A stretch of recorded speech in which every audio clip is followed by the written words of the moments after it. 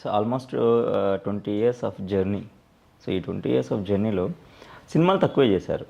At the same time studies కూడా degree తాపేసినట్టున్నారు మీరు. ఎందుకని? డిగ్రీ చాలా అనిపించింది. అంటే నాకు ఎప్పటి నుంచో డిగ్రీ వరకు అయితే మ్యాండేటరీ ఉండాలి, ఆ లెవెల్ ఆఫ్ ఎడ్యుకేషన్ పక్కా ఉండాలి అనిపించింది. సో నేను డిగ్రీ వరకు చేశాను. అండ్ ఐ ఆల్సో నో నాకు ఫిల్మ్స్ తప్ప ఇంకా ఏది నాకు వద్దు, జాబ్స్ అయితే అసలు నేను చేయలేను.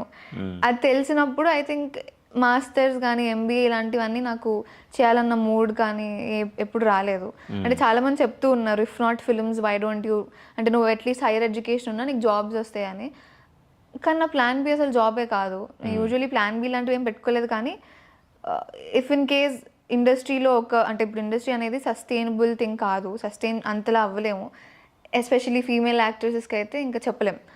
సో అలాంటప్పుడు ఏదున్నా కానీ నేను anything that will entertain Telugu audience or film audience, Telugu audience కాదు, ఇప్పుడు ఎవ్రీథింగ్స్ పాన్ ఇండియా అయిపోయింది కాబట్టి ఇండియన్ సినిమా ఇండియన్ ఆడియన్స్కి దగ్గరగా ఉండేటట్టు ఏదో ఒకటి ప్రిఫర్ చేస్తాను. కానీ జాబ్స్ అయితే నేను చేయను. సో అందుకు డిగ్రీ వరకు చాలు అనిపించి. సో జాబ్ చేసే ఉద్దేశం లేదు కాబట్టి డిగ్రీ అనేది ఒకటి ఉంటే చాలా అని అనుకున్నాను. డిగ్రీ నాకు ఇట్ ఫెల్ట్ వెరీ మ్యాండేటరీ. అంటే ఆ లెవెల్ ఆఫ్ ఎడ్యుకేషన్ కావాలి ఫర్ బెటర్ అండర్స్టాండింగ్ కానివ్వండి. ఇంటర్ వరకు ఆపేసిన మేబీ అంత అండర్స్టాండింగ్ వచ్చేది కాదేమో, you not know the world much ఏమో అనిపించి డిగ్రీ వరకు. మనకు కావాల్సింది ఏదైనా గూగుల్లో దొరుకుతుంది కాబట్టి డిగ్రీ ఎక్కర్లేదు.